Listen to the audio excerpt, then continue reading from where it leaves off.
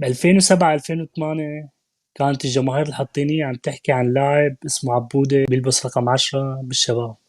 كان كل لعبة هدفين ثلاثة، يعني الجماهير كانت تقول عنا سيد بيازيد جديد بحطين. فخلونا نرحب بالكابتن عبد الله جمعة. كيفك كابتن؟ لك عليك كابتن أبو أحمد الغالي الأصلي ح- والله. حبيب قلبي الله يا يخليك. محمود، كيفك؟ شو أخبارك؟ والله بألف خير وفضل الله، الحمد لله رب العالمين، الله يحمي لي إياك. كيفك؟ أول طمنا شيء عنك يا طيب. الحمد لله رب العالمين، رمضان كريم وينعاد عليك بالصحة والعافية، وأنا كتير كتير مبسوط إنه قبلت دعوتي لحتى نبلش يا برنامج بودكاست أهل الوفا. أحبابنا، خلي لي إياك يا آه، رب. كابتن عبود، أول شيء بدنا نحكي عن بدايات عبود جمعة.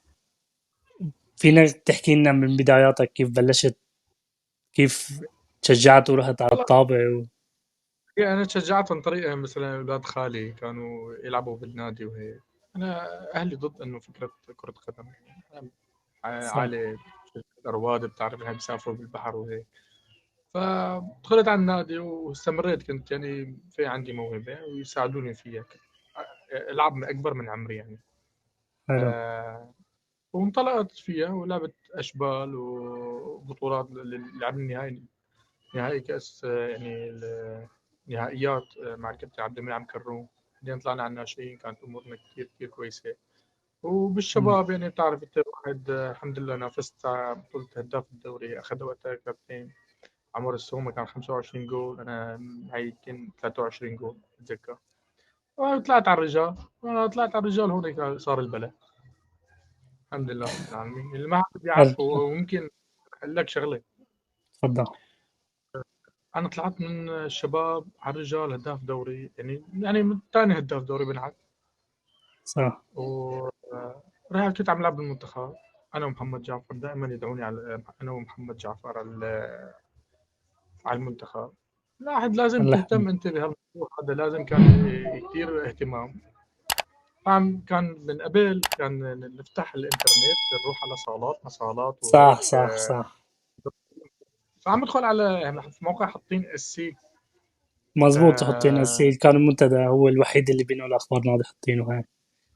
ايه، فدخلت على التشكيله، عم اشوف التشكيله مكتوب الاسماء، ما مكتوب اسمي برفع التشكيله للاتحاد الرياضي. للرجال. فبدأت لل...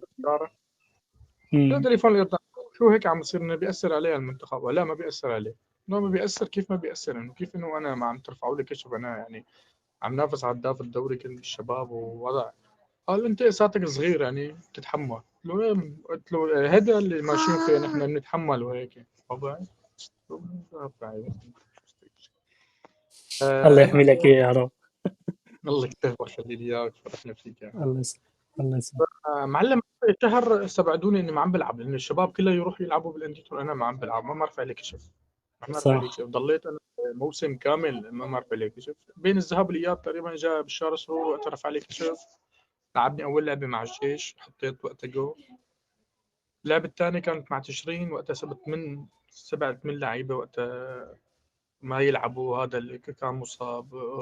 في شويه مشاكل مع بشار سرور، كابتن بشار سرور يعني. آه، بناء على التعريف. هيك شوي انه تناؤرات، وهذا ما بده يلعب، وهذا اللي يتاخر على الاجتماع. وكابتن بشار كان كثير كثير صارم، كثير كثير يعني. هذا الحكي بالشباب وهي ما لا لا، بالرجال، صرنا بالرجال. بالرجال إيه. لانه كمان بنفس استلمتهم الوقت كابتن غلط. بشار بالشباب لانه كان. ايش كان كابتن بشار شغله، طلعنا ثالث صح. سوريا بعد الكرامه والفتوه، فرق نقطه يعني عن الفتوه يعني. كان حلو. حققنا نتائج كثير كثير حلوه بالشباب يعني. صح، ومتذكر فبالرجال الصورة الشهيرة لما كلكم خلعتوا على الصفر. ما بعرف كيف اخترع، رايح صرنا نخترع ببعضنا. كان خليل حمي عم يتدرب، خليل حمي كان مدافع، كان عم مم. يتدرب ب... شو اسمه، اول ما بيتدربوا بهدول الصالات. حلو. ايه. راح راح على اللي على الصفر. رحنا طيب. على جزيره، اخبار عن جزيره الارواح. فشافونا اللي بيحكي، بتعرف الرواديه. إيه. قال لك الفريق رعين رعين. آه، كابتن بدنا نحكي على الفترة اللي من 2011 ووقتها صار هيك المشاكل، وما فكرت تحترف برا، تطلع لبرا؟ ما فكرت؟ من 2001 6 2010 رحت عسكري، اساس انه ايه. دبرت انه كان خلصها سنه ونص علي وهيك يعني. الحمد لله على 9 سنين بالعسكريه ما اقدر اروح، يعني يجيني عقود برا بس ما اقدر اروح. وصار الدوري يعني نلعب دوري تجمع بالشام. تجمعات، صح. آه، ده كان تجمع يوم سبت احد رياحه اثنين نلعب، ثلاثه رياحه اربعه نلعب، أو العالم تتشقف واصابات مليون قصه يعني. رحت والله لعبت موسم حلو كان بتشرين، يعني ما حد يمكن في عالم كثير ما بتعرف انه لعبت تشرين 2012 كان كثير صح. كثير حلو الموسم. كثير انبسطت فيه، كانوا كثير كويسين معي يعني جماعه. وبعدين رحت على مصفات بنياس، كان فريق كثير حلو يعني. كان كابتن اكرم علي هلا كان عم يدرب الساحل هلا. تشرين. حط لا كان كابتن اكرم معنا حاطين هون. اكرم، ايه، مساعد مدرب، مزبوط عنه، صح. كان معنا سامر نحلوس، كنان ديب، باسل مصطفى، محمد قطايا، كان فريق. ونهاد حج مصطفى، كابتن نهاد حج مصطفى.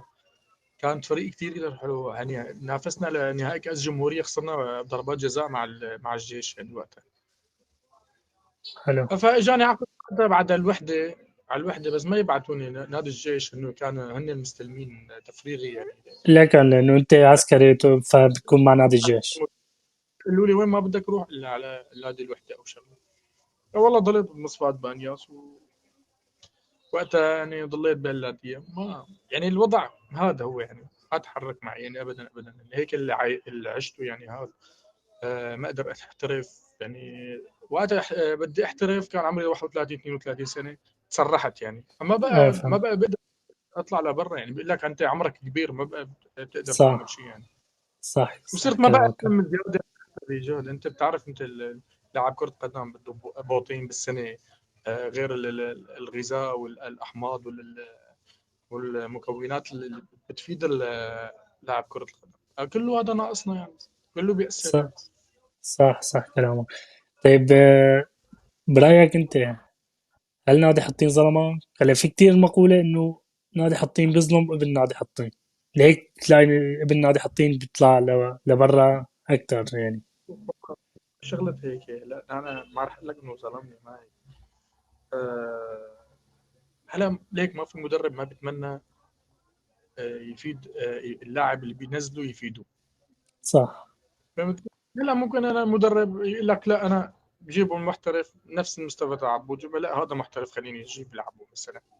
ممكن انا امم. ما اقنعه او ما هيك. لا ما فينا نقول انه ظلم، بس ممكن هلو اللي عبعته على عتب انه كيف يعني. مثلا من 3 سنين 4 سنين آه، اجت شركه الفوز. صح، لو ما جبروا انا برايي لو ما جبروا باربع لعيبه من واد نادي بيكونوا بالملعب ما كان لعب. صح، مزبوط وليك الحكي. هالسنه انه لهم سنتين ثلاثه الشباب عم يتحملوا وكان وضع فقر. هلا اجاك مادي. انت لازم تبني الفريق على 5 لعيبه مثلا. فينا من ابناء حارس النادي. مدافع إيه. مهاجم او هيك، او تبني الفريق عليه لهذا. صح، فالمشكله انه نشال كل الفريق ونحط فريق، هذا هو كمان غلط. لازم يضلوا مستمرين يعني، لازم يضل الاداره ويضل الفريق نفسه هذا هو نفسه. ها السنه الجايه يمكن يفرق معه ان شاء صح. الله يعني. على عتب سيرة. انه عتب انه هذا نادي كثير فقراء يعني، يا دوب يدبروا حالهم يدب الوضع يعني. اذا ما انعزوا بناديهم وين بدهم يعزوا يعني؟ هذا المقصود يعني بس. صح، على سيرة الفوز، اللي في كتير ناس ما بتعرف انه على زمن شركة الفوز انعرض عليك انه توقع عقد بس بدون ما تلعب، انه تاخذ راتب وتوقع عقد من وقت من كابتن حسين عفرس. صح، ما بعرف آه، مدى صحة المعلومة، لا لا هي كيف فبدي اسمع صارت. منك. صارت مشكله بين مع الكرامه. تغير مم. مدرب هذا عبد الرفاعي، عبد القادر الرفاعي. عندي القدر فهم. وقت عني وعن عمر سمان هذا حلب الدفاع، ومعتز صالحاني، وفي اسمه سعد احمد، ما سعد احمد، محمود اسعد هو كمان قريبين. اه. قريب لسعد احمد. فتخلى عن 4 لعيبه قال ما بده اياهم. فانا كنت قابض مبلغ يعني مقدم العقد. قال رجعوا ما رجعوا هيك. قلت له انا متصرف فيه يعني ما قادر انه بدي اوقع مع نادي ثاني حتى اقدر ارجع لك اياه. كل الانديه كانت صح فكرة. هو كيف ضرني يعني بهالموضوع هذا. فانا صح رحت اشتكيت على الاتحاد الرياضي. بعد الاتحاد الرياضي الله يجزيه الخير دائما بيوقف مع اللاعب يعني دائما الحمد لله. الاتحاد الرياضي بعد سنه حتى حكم لي بالمصاري يعني. بعد حتى وقفوني على اللعب يعني ضم مده سنه كامله ما قدر العب ورا هالشغله. قلت له يا ريت اعطيته مصاري ولعبت. صح فاجتماع حكاني شو اسمه كابتن حسين. رحت شفته بقهوه عنبر بالزراعه. كان معي شخص ثالث. فقال لي انت شو وضعك؟ قلت له هيك هيك هيك صار معي. قال لي تمام. قال لي بدي اشوفك يومين او تمرينين. قلت له كابتن انا جاهز يعني. قلت له بس قلت له كيف تشوفني معروف يعني وفينك تحكي مع العالم. قال لا خليني اشوفه. قلت له طيب اوكي. التمرينين اللي عملنا هون كثير كثير انبسط مني. وحتى يعمل لي مثلا تمارين على الجول. الحمد لله الله يوفقني ما تروح ولا طابه مني. عم اجت كورونا. ايوه فالكورونا وقف الدنيا كلها ورجعنا مره ثانيه. اخر شيء فعم خبرهم انه لايمت انه بدي ضل هيك يعني. ضليت شهرين ثلاثه مع النادي. عم ببعت كابتن خالد. قلت له بس حكي لي اياه انه شو الوضع معه. شو بيقول له كابتن مشان عبود جمال والله كويس ولعيب وهيك بدي اياه. بس انا ما بدي ارفع له كشف بس بوقعه من دون ما ياخذ راتب ومن دون انه من دون ما يلعب. بس انه بفيده. قلت له انا ما بدي انه من نيته او من نيه حدا انه ياخذ يصرف علي او شغله يعني. الحمد لله فهمت رزقني عليك. الله يكفي. فقلت له انا تخليت عن الموضوع. حملت حمالي ورحت وقعت بقى بالنواعير. كان وضع النواعير كان سيء وهيك. نزلنا على الدرجه الثانيه وهيك صار يعني. فقلت انا شفت انا الوضع كل ماله عم يسوء معي لاني بعدت سنه عن اللعب وقت مشكله الكرامه. فقلت عملت والله شهادات سفر وانا قرايبين الحمد لله يعني بيساعدوني بهالموضوع هيك. فورا دبرت الامور يعني وطلعت. الله يعطيك العافية ويقويك يا رب. طيب الله يعز سؤال، ويخليك. ليش ما فكرت بالتدريب او فكرت تتجه انه نفس مجال كرة القدم بس ما انه لاعب مثلا تدريب او مساعد مدرب او شيء؟ ابو احمد انت عم تحكي صح 100%. عملت هلا انا شهاده دي والسي. حلو. بس طلعت هيك المصروف كتير كبير. انت بالنسبه للشيء اللي عم يصير بالبلد كتير كتير الموضوع الصرف كتير عالي. وانا كمساعد مدرب شو بدك تاخذ يعني بالشهر او ممكن شهر يعطوك 3 شهور ما قصدك هلا لا. لا مدخولهم متشقق قليل كتير كتير. مدخول هيدي كثير. ما عندي مثلا رصيد امن هالموضوع هذا يعني. ما قدرت امنه بالعسكريه يعني. فهمت عليك. طيب حسب خبرتك بالدوري السوري، هل في مدربين بتجيب لاعبين لا انه كسمسرة انه بتجيب هذا اللاعب ما في انطلب ما في ما في هي اجباريه معلم. هي اجباريه بس ما كله. بس هي اجباريه. هلا مثلا انا كمدرب شو بصير. انا عم بحكي لك هيك شيء بتصير. آه. خلص بعرفه انا بدي اياه له هذا. بس وين مره هذيك السنه كان سيء. لا بدي اياه انا بعرفه خلص انا بعرف العبه. نروح وبيكون عند عم يعطيه هذا هو. يعني كثير انت تنحسب على هذا المدرب هيك بتصير. ما بعرف اذا وبي... عم يعطيه ولا ما عم يعطيه. ما فينك تحط مم. بذمتي انا حدا شفت شيء بعيني يعني. وما فيني نحكم هلا حرام يعني هالشيء هذا يعني. بس طيب انا عم بحكي بتصير محسوب على هذا المدرب. هذا محسوب على هذا المدرب هيك يعني. طيب انطلب منك شي مرة مثلا شي مدرب قال لك تعال العب معنا ولي حصة من العقد، ولا لا ما صارت معي؟ ما صارت ابدا. ممكن وكيل لاعبين او حدا يقول لك انا بدي 10% او هيك يعني. هلا بس لا وكيل مدرب لاعبين، عام. وكيل لاعبين هي هلا شغلته بتصير يعني ما نم... هلا انا سمعت انا من يومين والله كنت عم واقف مع واحد وهيك شاب. فقال لي انت والله لو دبرت هيدي وقت بدي يفسخوا لك من الكرامه وهيك. لو كان هديه لهذا لو هديه. قلت له انا ما بعرف. قلت له انا ما بعرف شو الامور وهيك. اللي لعبت علي انه خلص كان الدوري ما بقى اسبوع للدوري. صح. عملت والله هيك بتتدبر. قال لي كله بهدايه كله بيمشي الحال. هيك قال لي اياه هيك. بس انا شفت بعيني ما شفت لا ولا صار معي طيب يعني. مين من المدربين اللي دربوك بتشوف له فضل كبير كتير كتير على عبد الله جمعة؟ والله كلهم ضربوني بحطون على راسي بيحترموني. الكابتن عبد المنعم وقت كنت اشبال كثير كان مهتم. وكثير كثير كان يعطي شو بدي اقول لك، كيف مثل بتصير روحه وقلبه يعني مثل اولاده نحن، او هو فهمت عليك. طلعنا من الاشبال وقت كنا، كان يهتم كثير كثير فينا. في كابتن آه، عبدو حسينو، عندك الكابتن بشار سرو، كابتن محمد رجب، كابتن سامر حج عمر، كثير كثير هدول اهتميت فيهم. بالرجال يعني في الكابتن الحاج عدنان أبو كاف، لا كان أوكي. شغلة كبيرة كان. وفي بشار سرور، هذول كانوا معنا بالنادي يعني، كانوا هيك يعني خليتهم. ما في والله. يعني هدول هيك انا والله بعزهم كلياتهم، اي واحد بدربني او بيعلمني حرف بحطه على راسي يعني مكاني، اذا خليتهم كان كويس العافية ولا ما جميعا. كان علمني يعني. واللي صار ب 2011 وما بعد 2011، هل بتحسوا انه ضر نادي حطين بسبب انه لاعبين كتير انظلموا بهالفترة؟ يعني في عندك عبد الله جمعة، عندك أركان سليم، كل هاللاعبين ظلموا بهالفترة، يعني حتى اكيد الحسينو الكوجلي. ما بقى حدا بالنادي يعني، يا دوب يدبروا. هلا مثلا ب 2012 يمكن نزل حاطين على الدرجه الثانيه قرار، قرار انه ممنوع خلص ما بدنا ننزل. صار فريق 20 فريق بالدوري بالممتاز صح. ما بقى ينزلوا. قال انه قرار اداري، قرار اداري، قرار يعني ما بدهم يوصلوا لهالموصول انه خلص ما بدنا ننزل حدا اخر شيء. بعدين صار عملوا وقتها 2017 رجعت على النادي، عملوا وقتها تصفيات انه ست فرق هاي ست فرق هاي، وقت طلعنا الاول. بعدين دخلنا بدوري كان كثير حلو ب 2016، كان فريقنا حلو كثير، كان معنا حج محمد، معتز كيلوني، محمد فارس. صح. نافسنا نحن فتره وقت امنا حاطين ما بقى فينه ياخذ دوري ولا هيك. صار صار يلعبوا الشباب، صار يلعبوا الشباب وهيك. حلو. وكيف شايف موسم حاطين هذا الموسم؟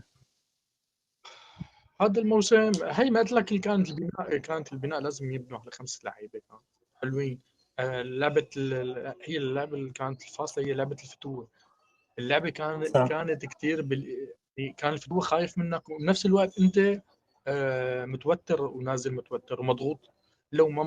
لو ما فريق حاطين مضغوط كان الاجابه للعبه بكل سهوله. بس نازلين مضغوطين، يعني مثلا اي تصفيره للحكم يهجموا كلهم على الحكم. نسوا اللعبه واهتموا بالحكم، انه شو عم يعمل الحكم، شو عم يسوي الحكم. خلينا نهتم باللعب، هذا اللي صار، هذا انضغطوا.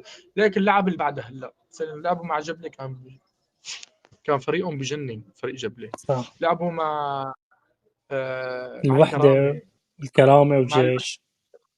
والجيش، كان فريق هائل يعني. ما بقى طلع من الضغط اللي عايشه، ليك طلع شو عم يقدموا، شيء حلو.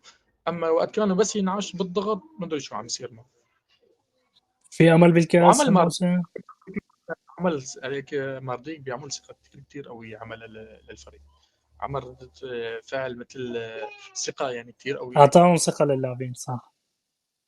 كانت حلوة وقوية يعني. وفي هو أمل برأيك بيعرف بالكأس؟ يبقى اللاعبين. والله إذا ضلوا على اللعب بياخذوا الكأس وقادرين ممكن يتعثر الفتوة بأي لحظة. هلا على المستوى اللي عم نشوفه، ما مستوى الهيدي، مستوى الحكام ومستوى المجاملات اللي عم تصير مع الفتوى صعب. ريال مدريد مثلا، هو الطابة بالعالي عم صفر ونح نطح صح. حط جول، حياته ما شوف. صارت، حياته ما صار. صح. اي والله. مين لا مثلا كمان مانشستر سيتي ومانشستر يونايتد كمان في فوق يعني. عن جد كثير كثير الحكام على مستوى العالم، حتى بقطر في طابع نطحها حتى جول هذاك عم صفر، لاني مثلا عمر السومه متداخل مع الحارس وما مقرب عليه للحارس. صح. صح، كثير عم بيصير بس في إشكاليات بسبب الحكام.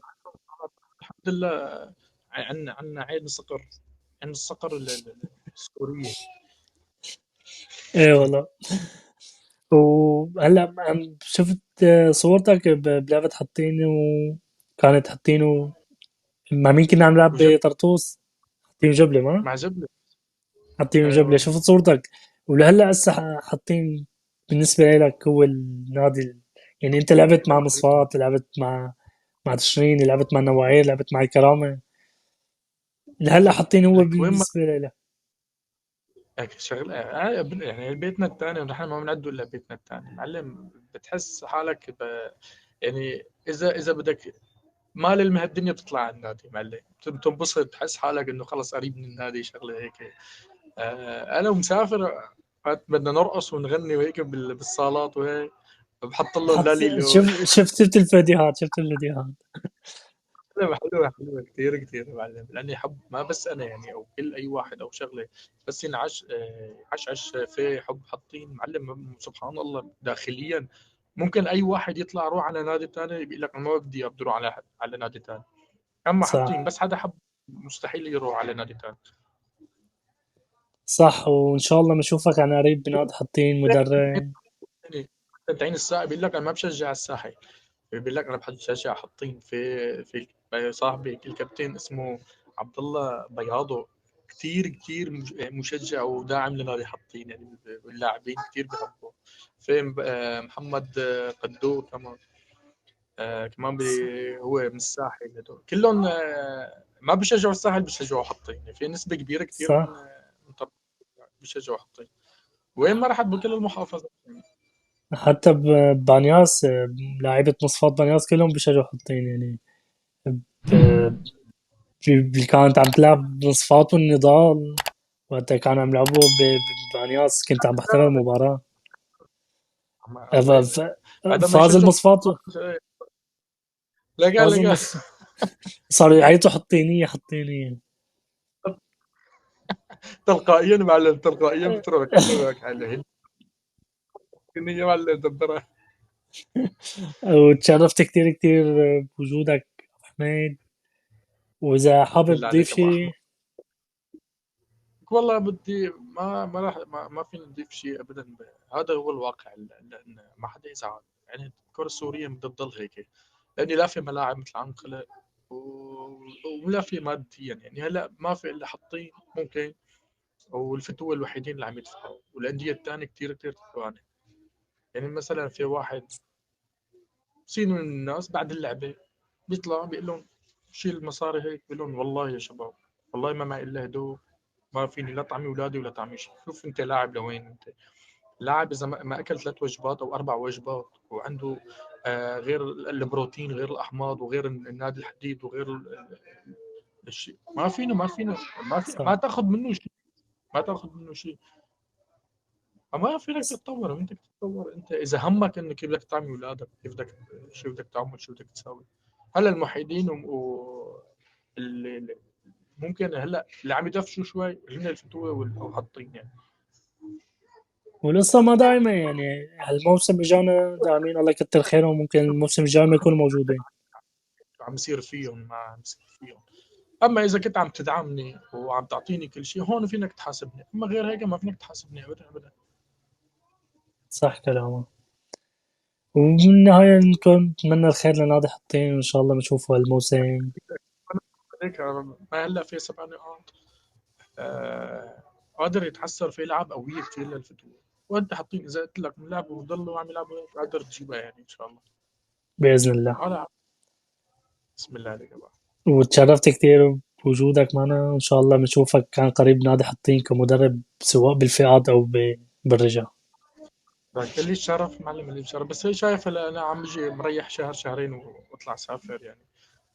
هلا اشوف شغلي هذا الفتره حاطط غايب براسي لنشوف شو الله بيسر معنا. الله يوفقك ويعطيك القوة يا رب. الله يسلمك خلي لي إياك. وتشرفت كتير كتير بوجودك معنا. سلام. الله الله معك.